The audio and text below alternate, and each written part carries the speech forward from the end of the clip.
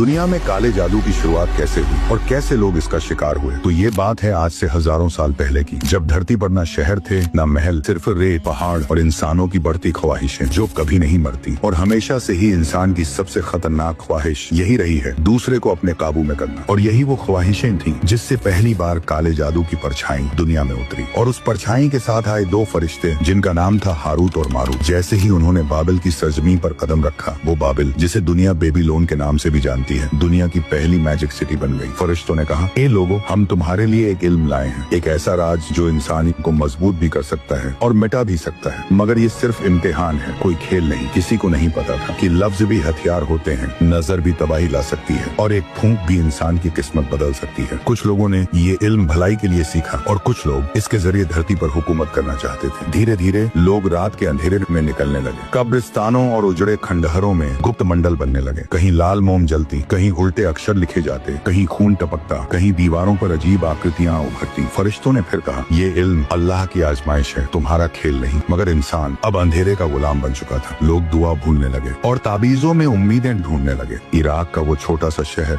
धीरे धीरे दुनिया का पहला जादू का शहर बन गया, जहाँ इंसानों ने जादू के बदले अपनी रूहें बेच दी। और इस तरह इंसानों ने जादू को हथियार बना लिया। लाल धागे, हड्डियां, काले ताबीज, जिन्नों से सौदे, हर चीज इंसान की कमजोरी को पकड़ने लगी। जब पूरा शहर जादू, धोखे और बुराई में डूब गया, तो अल्लाह ने हारूत मारूत को रोक दिया। वो लोगों को नहीं सिखाते थे, मगर जो लोग सीख चुके थे उसे आगे फैलाते गए। और यहीं से काला जादू पीढ़ियों में, किताबों में, ताबीजों में और सीक्रेट मंडलों में उतर गया। और फिर एक वक्त ऐसा आया जब लोग खुदा को भूलकर ताबीज, नक्षत्र और अजीब निशानों पर यकीन करने लगे। अल्लाह ने बेबीलोन को मिटा दिया, मगर काला जादू आज तक नहीं मिटा, क्योंकि इंसान की लालच हर दौर में जिंदा रहती है। इसकी शुरुआत बेबीलोन से हुई थी, मगर इसका अंधेरा आज तक दुनिया में मौजूद है। और एक दिन जब दुनिया पर फितनों की बाढ़ आएगी, तब ये अंधेरा अपनी आखिरी शक्ल लेगा, क्योंकि अल्लाह के सामने किसी का जादू नहीं चलता। इसका असर सिर्फ उसी पर होता है जो अपने दिल को कमजोर रखता है और ईमान की रोशनी से महरूम है। काला जादू ताकत नहीं, ये एक जंजीर है जिसमें इंसान खुद को बांधता है। और याद रखो, अल्लाह के सामने न किसी ताबीज की औकात है, न किसी जादू की।